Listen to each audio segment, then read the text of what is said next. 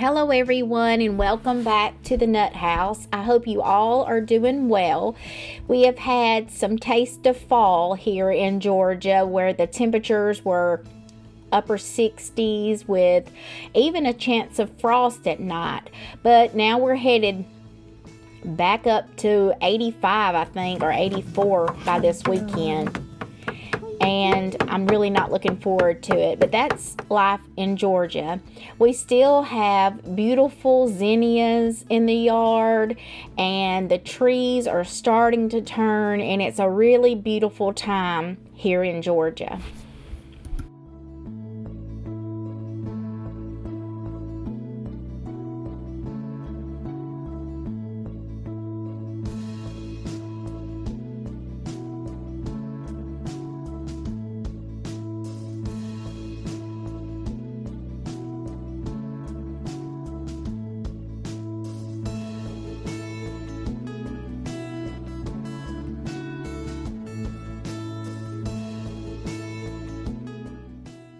So one great thing about fall and the holidays is things typically go on sale. So one thing that goes on sale is celery. So I have out my Nesco dehydrator, and this celery I got for $1.29 a pound, or a sleeve of it. Now I use celery for my chicken and dressing, also for a lot of soups. I even make powder out of it. You can take this celery and dehydrate it and then use your blender and make a celery powder that you can add and make celery salt, or add it into your potato salad, or egg salad, chicken salad. Sometimes I sneak it into things because my children typically will, complain. For lack of a better word, they complain if they see vegetables in there that they are not sure about. But they can't tell if I have it dehydrated. But here I'm going to chop off the ends of these and wash them up, and then you can cut them however you like. I like to cut mine just kind of a medium size because it doesn't take as long. I would think to dehydrate. The smaller the item is, the quicker it is to dehydrate.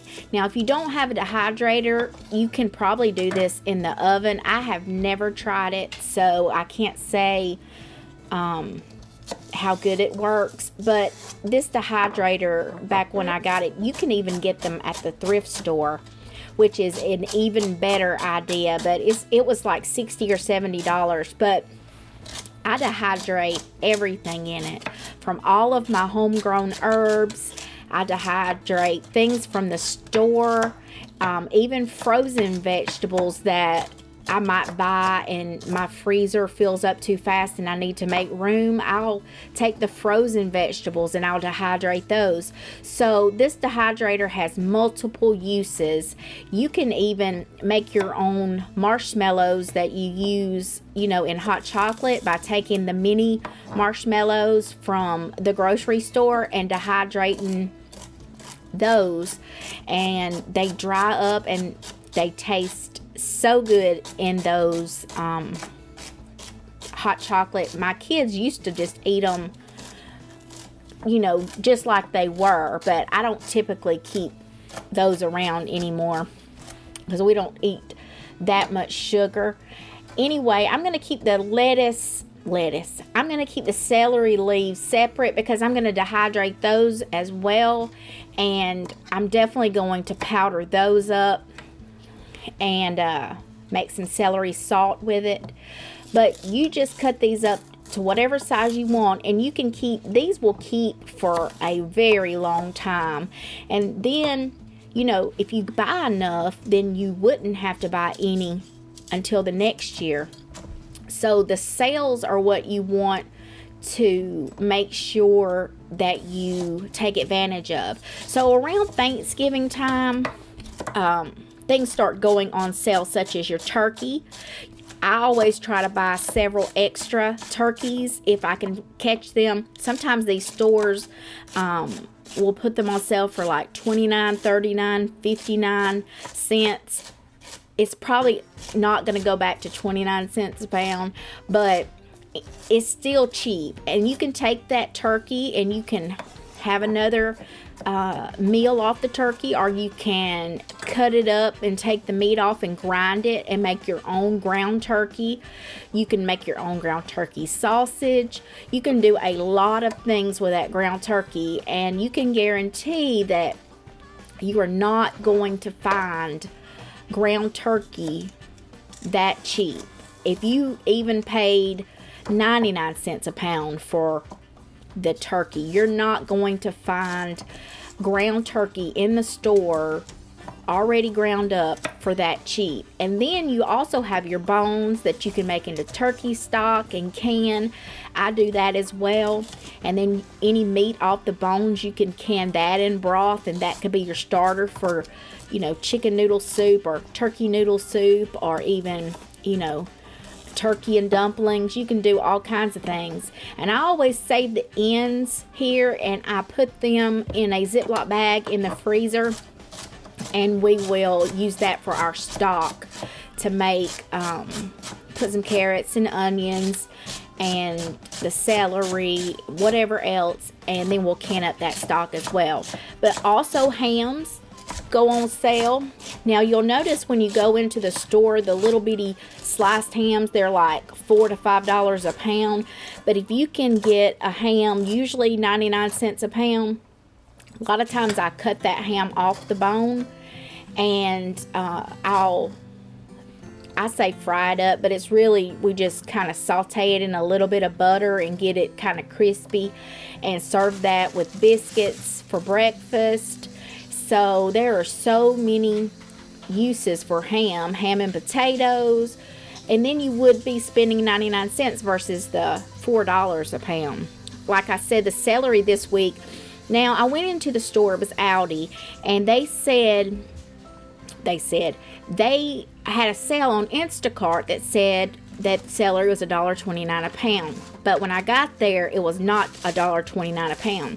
So I came back home and I ordered it on Instacart, where they must be having a sale instead of Aldi. So I paid $1.29 a sleeve for those. Potatoes also were on sale for $1.29 for 10 pounds. Now, this would be a perfect time to get the potatoes and store them in a cool, dark place, and they'll last for a really long time. I bought 50 pounds myself. So you can can the potatoes if you like that. You can make hash browns and dehydrate them. So that's a really, really good deal. And if it's still on sale, I may grab some more so I can can those up. Also, butter. You know how expensive butter's gotten. It's like $4 something a pound, and a lot of places have butter on sale. That's the time where you might want to stock up for the year. I know I try to. We go through butter here, so I try to buy the limit every time I go in. Cranberries also usually go on sale, the whole cranberries, and I just throw the whole bag into the freezer. And then when I get ready to can some cranberry sauce, or even make homemade cranberry sauce, it's really easy to make. It doesn't take long, and if you're not a canner, you just throw some in there, and I'll show you sometime, you know, how to make the homemade sauce. But it's so easy. And you can't even buy a jar or a can of cranberry sauce.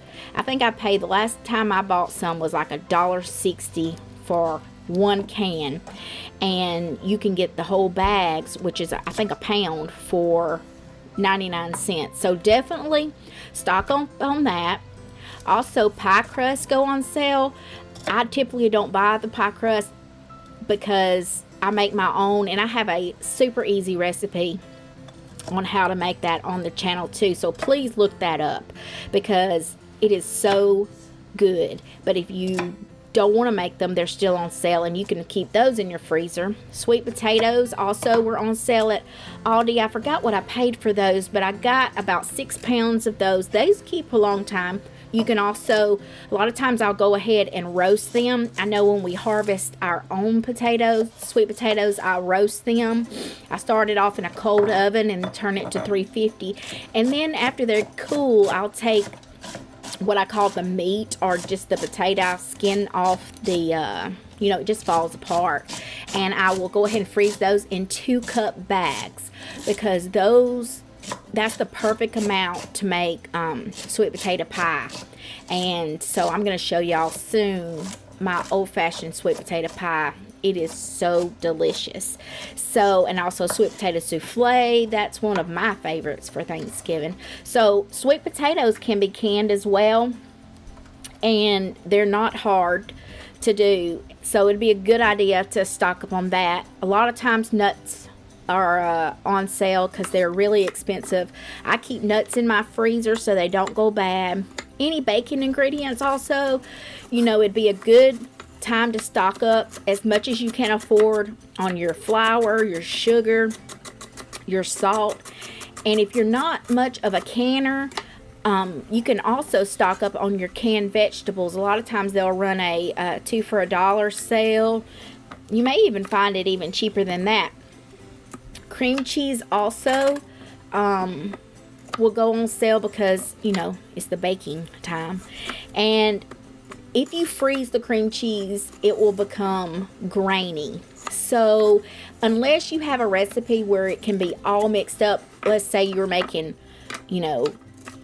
cracked chicken, they call it, where you take your chicken breast and you throw in the cream cheese, that won't matter so much because it's going to melt down and you won't notice it. But you probably don't want it like when you're serving an appetizer to have, the grainy cream cheese. But those are just a few of the things to look for this season and stock up on, because groceries aren't getting any cheaper, and I know so many people are struggling. And if you can stock up now, you're just better off in the long run to get it for a cheaper price. So fill your freezers, fill your cabinets, and make the most of these sales, because it really is a great opportunity to save yourself some money. So I'm going to continue filling these up, and fruits and vegetables on my dehydrator at 135 degrees. So we're just going to let these go until when till they're totally dry, like crisp, like you can smash it and it be powder basically.